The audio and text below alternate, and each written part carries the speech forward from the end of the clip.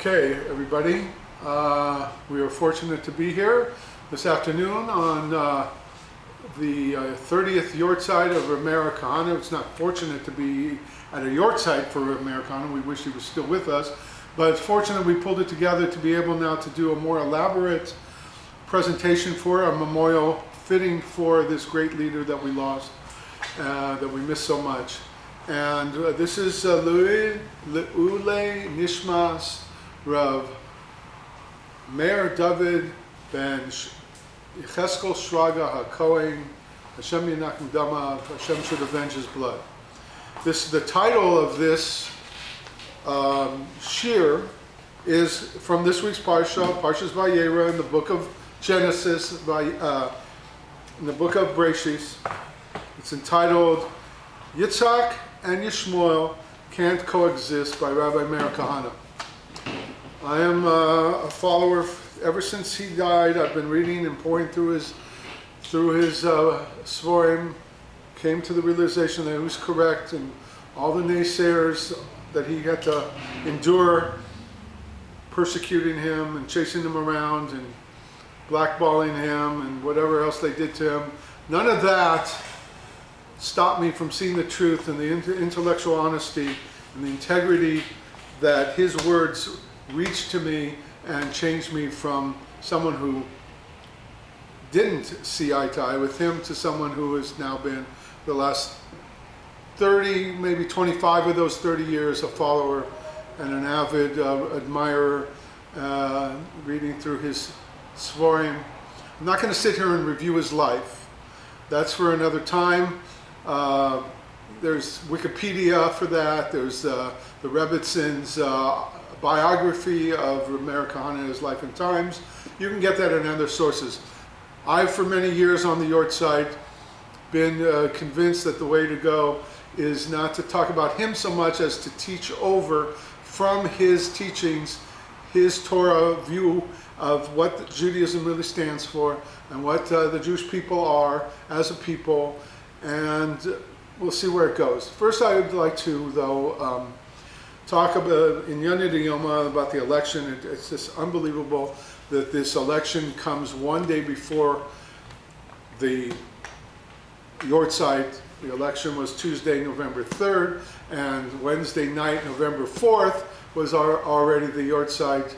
It also happened that way, the day of his death, when he was murdered. I was working on an environmental campaign for an initiative on the California ballot in 1990, and I was doing what I was doing, getting ready on that Monday evening for the election the next day and what the work we were going to do to get out the vote. And then I heard that that he had been shot, and I ran in. I said, I need to see a television. And they said, no, the cameras from the TV news, that's tomorrow night they're going to show it, not now. I go, no, it's something else. And then they pulled out a TV so I could see the news from New York that he had been shot and he was murdered, assassinated. And I said, I got to go home. I don't even know if I can work tomorrow. I can't be here right now. And I left, and I was shattered. I couldn't do anything, even though I wasn't a follower at that point. In fact, a few times that I had met him here in LA, I had argued with him in public and private about certain issues concerning Eretz Yisroel and the Arabs and everything else. I was basically a liberal back then, so I'm not now, to say the least. Anyway, I want to talk about this presidential election. We don't know yet who's going to be president, but something Meir once wrote that is instructive and that we should take to heart. And all that is important is the Jew's relationship with God. Obviously, what's important is also how we get along with each other and with the rest of the world. But the bottom line is our relationship with Hashem is paramount. Our relationship with Hashem is the determining factor of whether we have good times or bad times, whether we have redemption, geula, or we have galus, exile. And as such, he said that whoever is president of the United States, we try and choose whoever is best for the Jewish people, best for Eretz Yisrael. And in this case, it's an obvious call.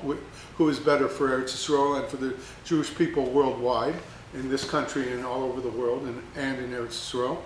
But I'm not going to get into the politics of the matter. I'm going to tell the Vort. I'm going to tell the story of what Meir taught. I believe I read it, but I might have seen it on one of his lectures in his video. He says, whoever is president of the United States, it's absolutely irrelevant who's president. There's no way that anyone can harm us unless Hashem already agrees to harm us. And by way of an example, he said that, look at Achashverosh. He hated us, and he hated us just as much as Haman, and he made a pact with Haman, in league with him, to wipe out the Jewish people. Excuse me. He pretended not to know who the Haman wanted to wipe out, but he knew darn well. And he didn't like the Jewish people. They were going to go back and rebuild the temple, the base of Mikdash, and it was going to cut in his that's what he used to say, Ad chetzi al malchus, I'll give you anything, Esther, until half of the kingdom. Meaning anything I'll do for you all, any request, except if you should ask me to rebuild the base of Mikdash, that'll cut my kingdom in half. I'm not going to do it. And so he was planning to allow Haman to kill the whole Jewish people. We did tshuva, and he, with his own hands, killed Haman. And then he was powerless to do anything to harm the Jewish people as a result of Queen Esther being his wife, and Mordechai being revealed as the one who saved his life from people planning, probably Haman behind the scenes, plotting to assassinate him, take over the kingdom himself. And as a result, you see that we're going to have the worst possible king, or worst possible president in our parlance.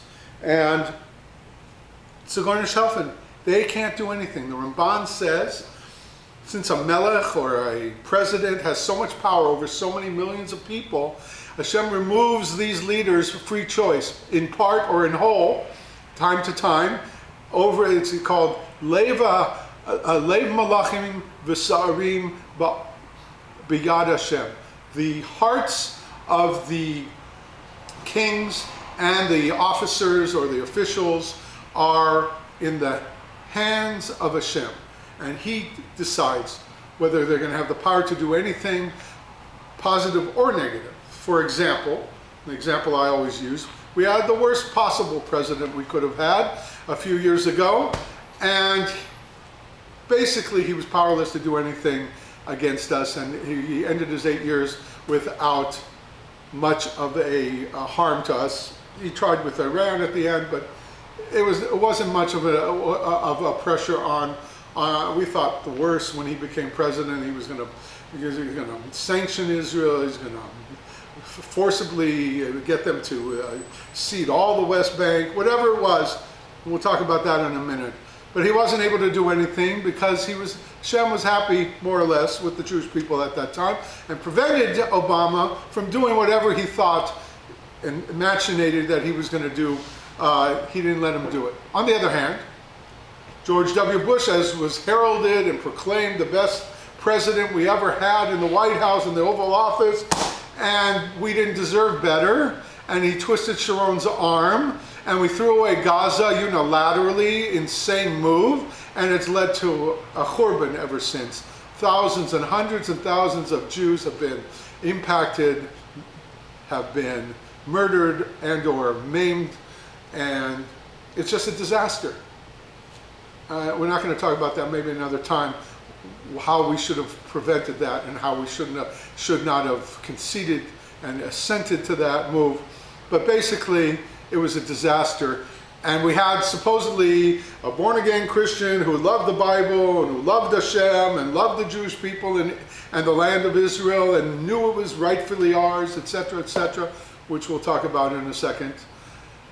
And it didn't help. The worst disaster happened that we could imagine in the last 20 years happened.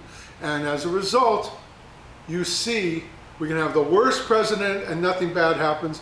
We can have the best president and something terrible happens. It's all up to Hashem.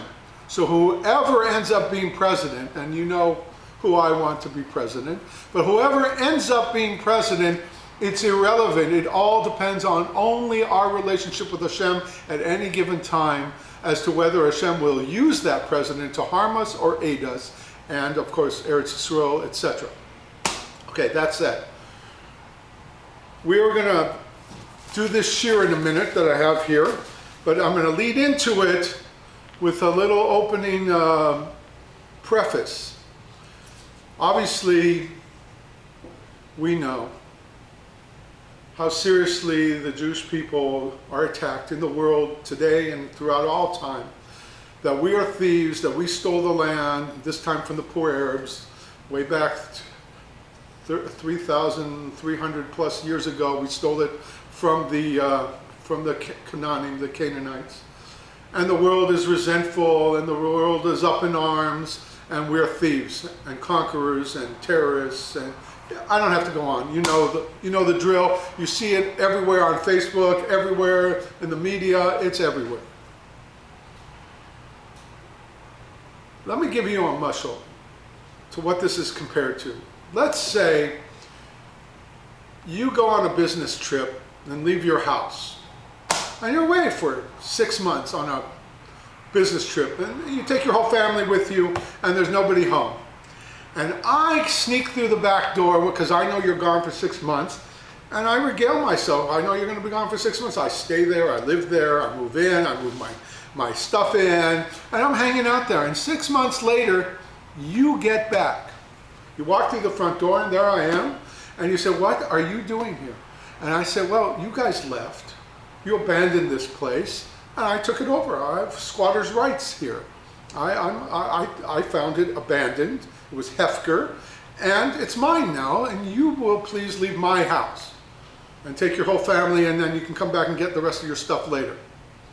Obviously, that's ludicrous. You're going to call the police, and I'm going to be arrested for breaking and entering and trespassing and everything else. You have a deed it's filed in the bank. You have a mortgage. You have a deed, and it's inviolable. It's a slam dunk in court. You're going to win. The Jewish people are exactly like that. We had Eretz Yisroel. Now, we'll get into this in a minute, the first Rashi in Chumash, which a lot of you know. But listen, hear me out.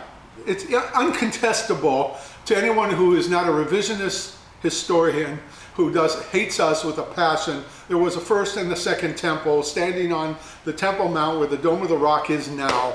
And it was our Beis HaMikdash twice in history, both in the time of Yoshua, in the time of Shlomo Melech. From the time Yoshua came into the land, we been there continuously for 3,300 years, and we built the Beis HaMikdash some 400 years after we came into Eretz Yisrael. We were zocheh to build the Beis HaMikdash. And it was destroyed by the Babylonians. And then after 70 years, some of us, not all of us, unfortunately came back to Eretz Yisrael. The majority stayed in either Egypt or in Bavel, in Mitzrayim, or in Babylon. And much to our chagrin, it gives the historical lie in the eyes of the world that, oh, Babylon was your place, not Eretz Yisrael, not Yerushalayim. But there was a Beis HaMikdash there, and there was a Jewish people there under Ezra and Nehemiah, and the Chashmonaim, etc., and it was ours. And it's uncontestable, historically accurate reporting. It's not myth, it's not legend. But what? The Romans came along, and they decided they hated us so much because we kept rebelling against them, trying to throw them out of the land that they had taken from us because it's our land.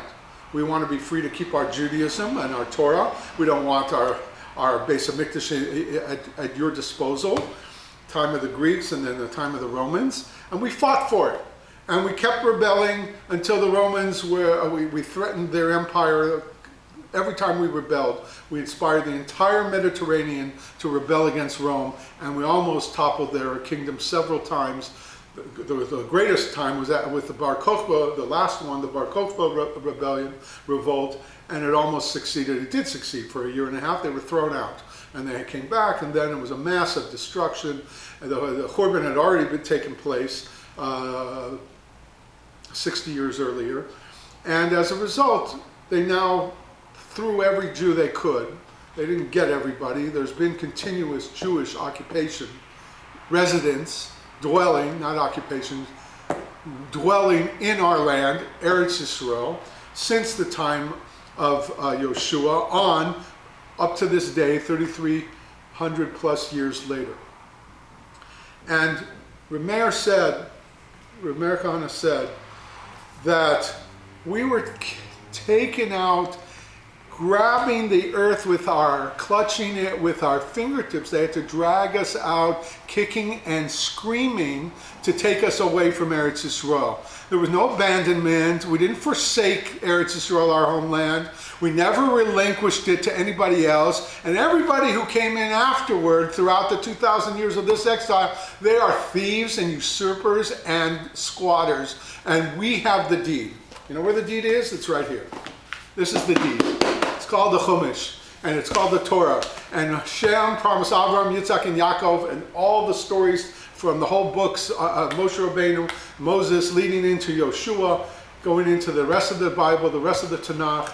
It's ours. Hashem promised it to us, even though Abraham Avinu came from outside the land, born in Ur-Kasdim, near the Persian Gulf, and came from there on Hashem's instructions, God's instructions, to move to this land, and I'm going to give it to you, Hashem said, forever. And the first Rashi proves the whole story. If they call you usurpers and conquerors and thieves, you have an answer. What's the answer? The answer is Hashem created the world. They like to say, our enemies like to say, God is not a real estate agent. No, he's not. He's the biggest primary real estate agent there could ever be, because he created the whole shooting match. He created this world, and of course he owns everything, and of course he determines who has what, where, and for how long. It's arrogance out the box to say that we have the right to tell Hashem what lands belong to us and what lands don't belong to somebody else. You just have to look at Europe as a fine example. It used to be on, I bet you could find it still on YouTube. There was a map of 1,500 years of history, and it was sped up, and you saw how it was awash with conquering and reconquering, back and forth, who owned what, when, for how long, and the whole continent kept shifting, and you have the unmitigated gall and the chutzpah to tell us that we're thieves. We don't have Eretz Yisrael because we have a history. We don't have Eretz Yisrael just because we had a commonwealth 2 times in history. Just because the UN or the League of Nations, the Balfour Declaration, that didn't give us permission to be here. What gave us permission to be here, Meir teaches us, is that Hashem gave us the land. He said to Avraham Avinu, and then repeated it to Yitzchak, and repeated it to Yaakov, and everything about the Exodus from Egypt, from being slaves in Egypt, was all about getting to Eretz Yisrael to fulfill the promises he had made to Avraham, Yitzchak, and Yaakov, and telling Moshe what to do, how to get them, first to get the Torah, now to build a Mishkan, now to go into Eretz Yisrael. It's all laid out in the Chumash. It belongs to us because that's the will of God. And not only, Meir said, not only does the land belong to us, not only are we allowed to say this is our land and take it back anytime we can from whoever is there, and it's not stealing, it's not terrorism, it's not anything but reclaiming our lost property. But in fact, Meir taught, we don't just have the right to be in Eretz Yisrael, we have an obligation to be there. We have an obligation to live there and make a Torah state there and rule there and do Hashem's will there, to show the whole world what Judaism is, what Torah is, and what Hashem is, and what he did when he created mankind in order to make mankind holy, not just human behemoths, human animals walking around killing each other throughout history. For gold, for jealousy, for plunder, whatever it is. And so therefore we have an obligation to live in Eretz Yisrael. We have an obligation to take it from whoever stole it from us, since the Romans didn't cancel our ownership. And he goes on and he says, Palestine is a fiction. There's never been a Palestine in history. Palestine is the name that Hadrian, who hated what Bar Kokhba did and wanted to erase Judea, it was called, right? The Eretz Yehuda was the name of the state at the time of the Hashmonaim, leading into the Romans. It was called the land of Judea, meaning Jews, from the tribe of Yehuda in the southern region. We never conquered back most or any part of the northern kingdom that had split from the whole of Eretz Yisrael in the first Commonwealth. But we got back Yerushalayim in the environs, and with the Hashmonaim's victory over the Greeks, Syrian Greeks, we were able to spread out a little bit more. But the land was called Judea. And Hadrian, after he was able to finish off the Jewish revolt and conquer it back, Eretz Yisrael, Yerushalayim, Eretz Yehuda, Judea, he changed the name. After the Philistines who used to live there. Funny that he knew the history of Philistines who lived in Gaza back in the day of Abraham. Funny that they should know that, but the rest of the world doesn't know that there was a Judea and two temples and two commonwealths of Jews living in Eretz Yisrael, Bnei Yisrael, if we weren't called Jews yet. And so Palestine is a fiction. There never was a Palestinian people or a country or a history. It's all ludicrous. It's all lies. It's all fiction. He used to mock Meir and says, he used to laugh and say, could you imagine what Arafat would have said had Hadrian never changed the land from Judea to Philistia, had never changed the name? What would the PLO, the Palestinian Liberation Army, have claimed? We are the Arab Judean Liberation Army? They would have been laughed off the field of play, because it's ludicrous. It's not your land. It never was your land. And we're going to get into why you think it's your land in a minute in this lecture, in this Dvar Torah that Meir wrote. And we're going to do it in part 2 because I'm running out of time. 7 minutes and 18 seconds to go. And then we're going to change over the battery pack and we're going to do part 2, so don't go anywhere. Anyway,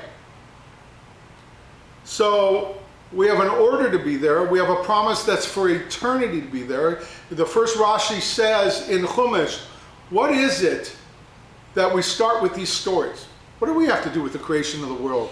How can we even relate to this massive undertaking that Hashem did? It's too much for us. The Torah is not a storybook. It's not a history book. The Torah is a law book, giving us the commandments, the will of God, the mitzvot, which means commandments that God gave us to keep. Should have started in the 12th chapter of Exodus, the second book, called Parshas Bo, Shmos, Parshas Bo, and it should start with Chodesh Hazeh Lechem, that the